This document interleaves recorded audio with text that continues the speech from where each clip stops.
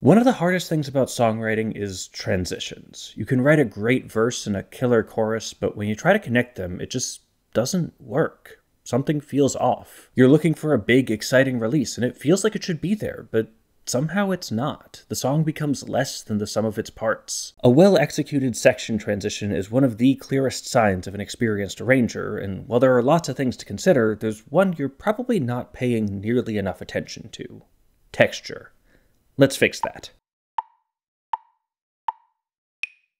Texture is the music theory name for the overall sound palette of a song, and one of the reasons it's so hard to talk about is that there's so many options. Compare that to, say, harmony. In popular music, pretty much everything uses the same 12 notes, arranged in only a handful of different chord qualities, so most progressions are built from the same, 50 chords or so. Certainly less than 100. And even that's overselling the difficulty, since many possible chord motions are never used, and the same progression in different keys sounds basically the same. This narrow possibility space makes it easy to spot patterns, build models, and develop a shared vocabulary for what different chords do. But texture isn't like that. Artists don't stick to a predefined list of sounds.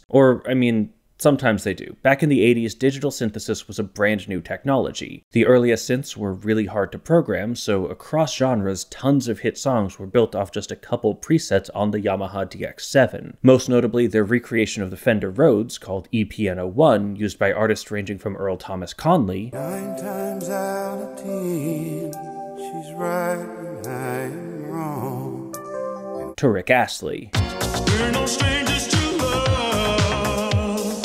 And then there's the Roland 808, whose synthetic drums defined a generation of hip-hop. Held outside and pointed my weapon, just as I thought the fools kept stepping.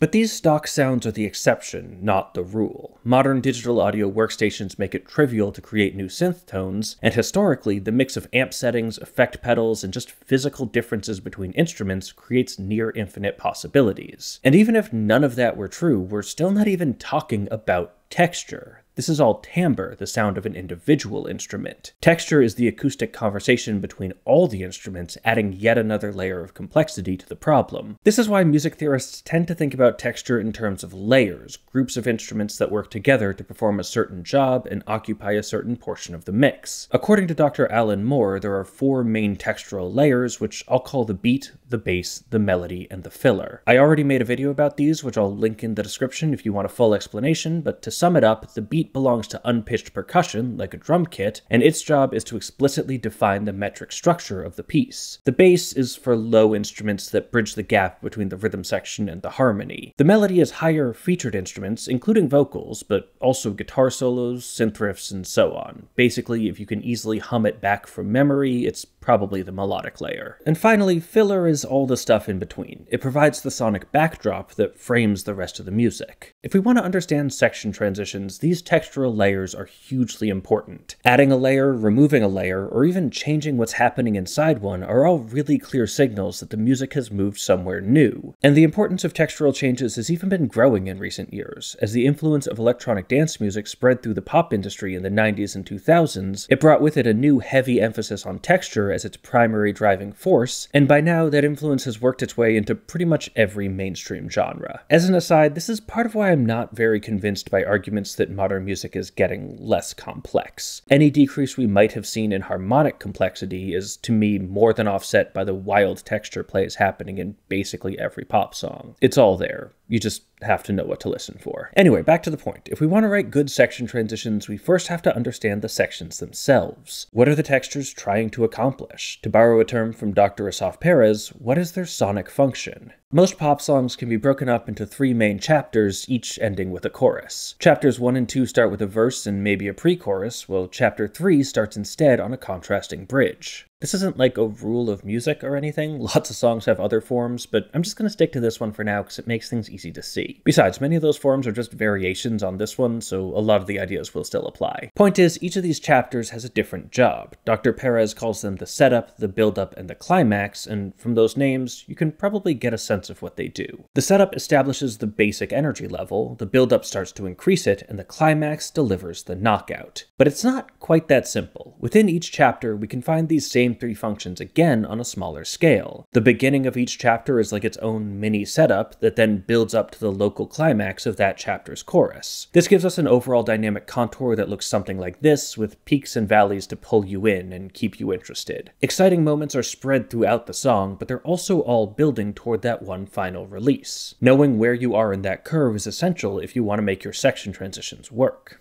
There's a lot of ways to do that, but for this video, I'm going to focus on what Dr. Emily Schwitzgebel calls textural cues, little texture changes that happen right before a transition. These work because your brain loves making assumptions, even when you're not paying attention.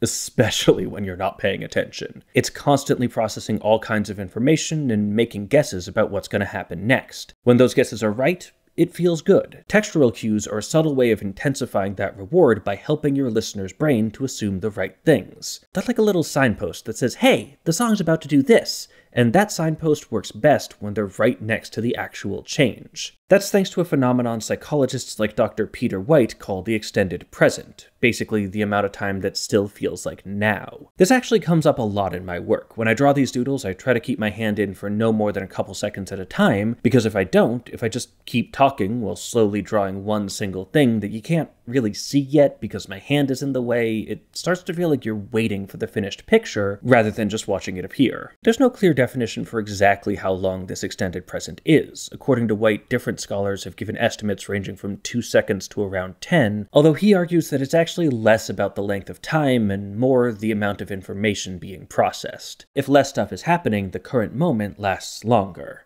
But no matter how exactly we define it, research by, among others, Drs. Roni Granat and Nori Jacobi has shown that cues work best when they exist on the sorts of local timescales that might fit into the extended present. And that makes sense. The closer they are, the easier it is to connect them, and the more confident you can be that your correct prediction wasn't a fluke. If you place a cue for the chorus at the start of the verse, then by the time the transition actually happens, the signpost will have been forgotten. So what do these cues look like? Well, Schwitzgebel's paper describes 4 common approaches. These come from her study of post-millennial pop because, again, that's probably the most interesting place to look for texture stuff. But she does keep them fairly broad. Some version of each of these can be found in a wide range of styles. The first one is rhythmic acceleration. This isn't like a tempo thing where the actual song speeds up. That's not really texture. Instead, a rhythmic acceleration cue is a temporary increase in the rate of attacks in the beat layer. That could mean a higher pulse rate for programmed drums, or it could just be a drum fill. And here, I want to address an important point. These are textural cues, but they're never only texture. This, for instance, could easily be understood as the buildup and release of rhythmic tension without me ever having to say the word soundscape again. And that's kinda how texture works. It's the glue that binds all the other musical elements together, so while it's clearly important, it's practically impossible to isolate. Everything is texture, but nothing is just texture. But I still think this counts for 2 reasons. First, fills often involve drums that weren't otherwise being used, like toms or cymbals, while sequenced accelerations can pitch shift the samples as they build. That introduces new timbres to the beat layer, and new timbres means different texture. That's the easy one, but more important is the second reason, which has to do with why we separate the texture into layers in the first place. Because again, a layer isn't just about the sound, it's also about the job that sound does. The beat layer's job is to explicitly define the metric structure. That's what we expect from the instruments we put there, and this rhythmic acceleration is a temporary violation of that function. The beat moves out of sync with the music, implying a faster pulse than is actually happening. When it snaps back into alignment on the transition, you don't just get a rhythmic release, you get a texture one too. That said, our next cue is probably the closest we're going to get to something purely textural. Layer withholding. This one's simple. You just cut out one of the layers. That's most often the beat layer, but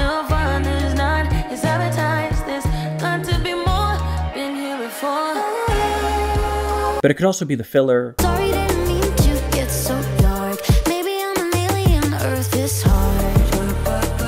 or really anything else. Like before, this works by momentarily subverting the layer's function, leaving you without whatever structure it was supposed to be providing. What exactly that is depends on which layer you cut, but no matter what, suddenly withholding a sound that you know is supposed to be there is a very obvious signal that you're about to hear something big. And this one's extra useful because you don't even have to actually change textures. Taking something away, then bringing it back can still create a really effective transition without needing to write anything new.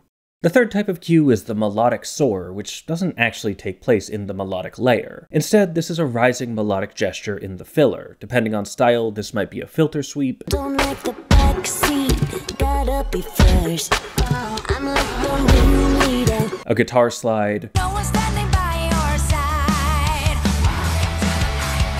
You beg for help. or something else entirely. The sound of the filler layer is really flexible, so it's hard to list all the possible instruments you could do some sort of rising line with. No matter what though, the effect is the same, sweeping you up and building excitement that pays off in the transition. It's like someone grabbing your arm and saying, "Here we go," right before the roller coaster goes over the hill. And last, we have upbeat activities, which is any quick rhythmic event that adds a new timbre and happens on the last beat right before the transition. This can happen on any layer, but it's most common in the beat. Driving home to you.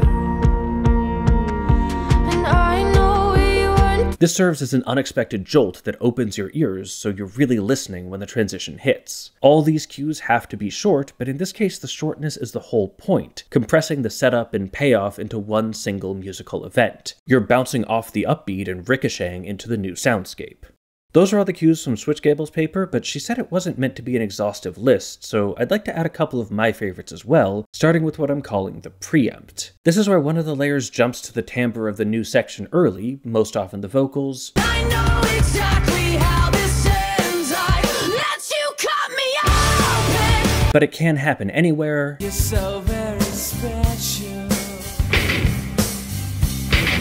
but I'm a creep.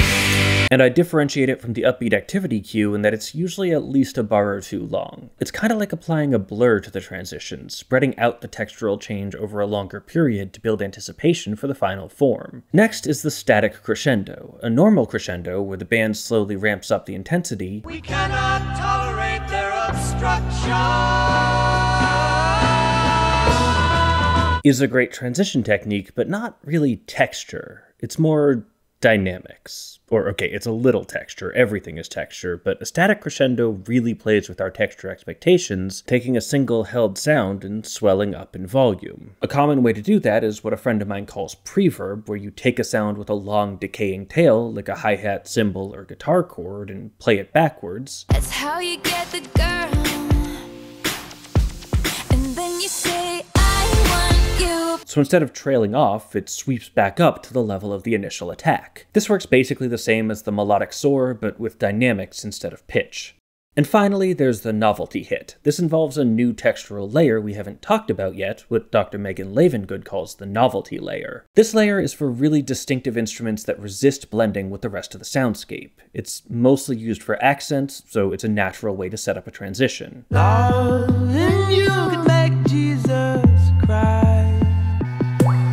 When I hear you saying, It works kinda like the upbeat activity, but while that's usually foreshadowing some sort of timbre change in the new section, the novelty hit is a transient event, making its point more with its unique tone than its rhythm. After the hit, it usually goes away again, because sitting with a novelty sound for too long gives it time to integrate with the rest of the band. You risk losing track of the distinct timbre that makes it so effective in the first place. And as you've probably noticed in the examples throughout this video, these textural cues can also be combined, using multiple signposts at once to really direct your listener's ear where you want it to go. Maybe you withhold the filler while the beat does a rhythmic acceleration or something. And of course, there's one more way to use these cues. Don't. A sudden, unprepared spike in textural power can also be really effective.